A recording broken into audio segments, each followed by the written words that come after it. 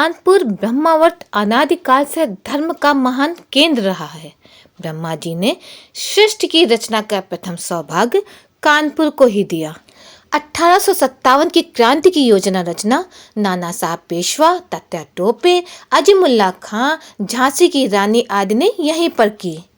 भारत का मैनचेस्टर कहा जाने वाला कानपुर आज एक बार फिर एक नई क्रांति, एक नए समाज जागरण काल के लिए कटिबद्ध हुआ है। राष्ट्र जागरण की इस नई क्रांति का नाम है श्रीमद् भगवद गीता स्वाध्याय ज्ञान यज्ञ क्रांति। जैसा कि आपको हमारे पिछले वीडियो से ज्ञात हुआ होगा कि 3 नवंबर 2022 दिन गुरुवार को समय 11 से 12 बजे के बीच में कानपुर और उन्नाव के बीच कुल 151 किलोमीटर की एक मानव श्रृंखला का आयोजन हुआ था, यानी एक श्रृंखला बनी थी जो कि गीता के संदेश के साथ थी। तो आपको बता दें और याद भी दिला दें कि वो श्रृंखला तो बनी ही और उसमें लोगों ने बढ़ चढ़कर भाग लिया था। डॉक्टर, इंजीनियर, स्कूल के बच्चों, अध्यापक, समाज से जुड़े हुए हर तबके के लोगों ने इस मानव श्रृंखला को 151 किलोमीटर से भी बहुत ज़्यादा बड़ा बना दिया और सभी को 4 दिसंबर को होने वाले सामूहिक गीता पाठ के लिए आमंत्रित किया। तो कल वो घड़ी आ गई, यानी कल 4 दिसंबर को कानपुर ग्रीन पार्क में संपन्न हुआ सामूहिक गीता पाठ। तो हम आपको उसकी कुछ झलक भी दिखा रहे हैं और ये भी बता रहे हैं कि कानपुर ने सामूहिक गीता पाठ का कैसे रचा इतिहास।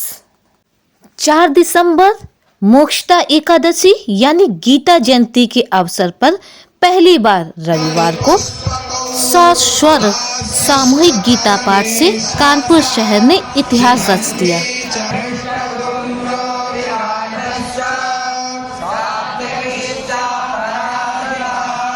बच्चे, बूढ़े और जवान सभी पूरी श्रद्धा और भक्ति में सराबोर होकर कानपुर ग्रीन पार्क पहुंचे और गीता पाठ किया। श्रीमद् भगवद गीता जयंती आयोजन समिति ने इसे आयोजित किया था।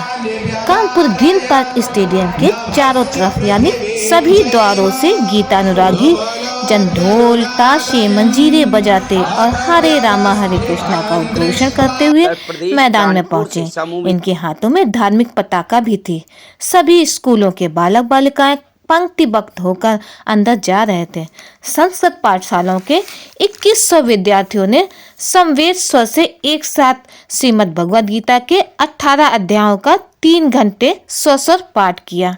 धारावाहिक महाभारत के श्री कृष्ण यानी नीतीश भारद्वाज 1:44 पर मंच पर पहुंचे तो उनकी एक झलक पाने के लिए सभी बेताब हो उठे। मंच पर वह एक सामान्य नागरिक की तरह ही आए। कुछ ने पैर छुए तो कुछ ने उनके साथ सेल्फी ले ली।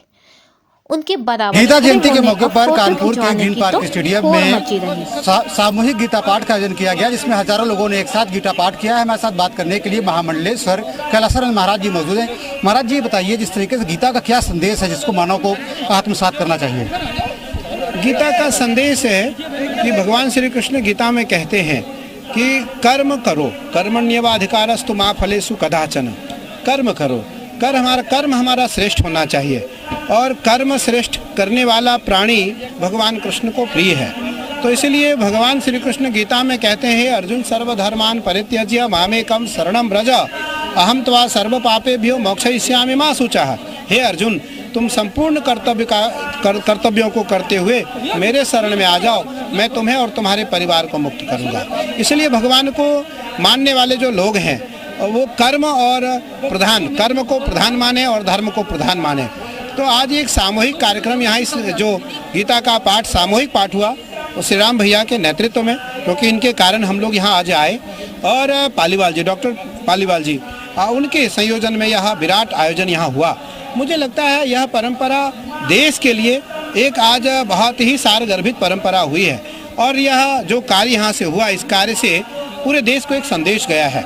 महाराज जी, इस समय धर्म परिवर्तन एक बहुत बड़ा इशू है। तमाम संगठन है, धर्म है, वो परिवर्तन कर रहे हैं, हिंदू धर्मों के लोगों को बरगला करके कर रहे हैं। कितनी बड़ी समस्या आप इसे मानते हैं और क्या निवारण हो सकता है इसका? उत्तराखंड सरकार ने अभी बलात् धर्मांतरण को लेकर के विधेयक लाने का निर्णय लिया है और मुझे लगता है अभी बहुत कम दिनों में ले आएंगे। तो उत्तराखंड छोटा सा राज्य है, हमारा प्रदेश है, वो हम वहाँ रहते हैं। हमारे बहुत प्रिय आदरणीय पुष्कर सिंह धामी जी वहाँ के यशस्वी मुख्यमंत्री हैं, उन्होंने बलात् धर्मांतरण पे कानून लाया है।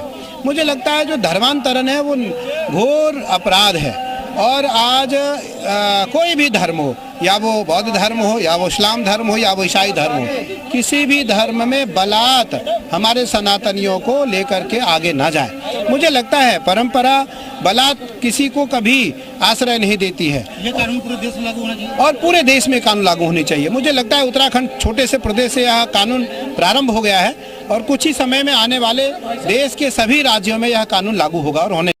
श्री कृष्ण का अभिनय कर चुके श्री नीतीश भारद्वाज जी ने कहा, अगर हिंदू धर्म को बचाना है तो राम कृष्ण की आराधना आवश्यक है। जब भगवान कृष्ण ने अपने को मर्यादा तक सीमित नहीं रखा तो हम जातियों और वर्गों में क्यों बटें? भारत के हिंदुओं का विलय हो, इससे बड़ा कोई काम 21वीं सदी में नहीं हो सकता। यह मैं गीता से ही सीखा हूँ। इसके अलावा उन्होंने कहा कि यह जीवन ही कुरुक्षेत्र है। इसी जीवन में हमें धृतराष्ट्र, दुर्योधन, दुशासन, कुंती और द्रौपदी मिलती हैं। हमें यह जानना है कि इस कुरुक्षेत्र में हमें कैसे जीना है ताकि हम मोक्ष प्राप्त कर सकें। इसी के लिए भगवत गीता है। श्री कृष्ण जी गीता को धरोहर के रूप में छोड़कर गए हैं। उन्होंने कहा कि गीता को बहुत पहले राष्ट्रीय ग्रंथ घोषित हो जाना चाहिए था। वेदों और उपनिषदों के चुने हुए पुष्पों का गुलदस्ता है गीता। गीता के उपदेशों को आगे बढ़ाते हुए उन्होंने कहा, हिंदू ही वह समाज है जो असीम शांति और राज वसुंधरा को हर ओर ले जा सकता है। इसलिए हिंदू दर्शन को बचाना है तो राम कृष्ण की आराधना जरूरी है। तो ये थी संक्षिप्त जानकारी कल जो रचा गया है कानपुर में इतिहास उसके बारे में। तो हमारी तरफ से भी एक छोटी सी सूचना आप सबके लिए, गीता पढ़ें और गीता का ज्ञान दूसरों को भी दें। धन्यवाद। वीडियो अगर पसंद आया हो तो शेयर करना तो बनता ही है।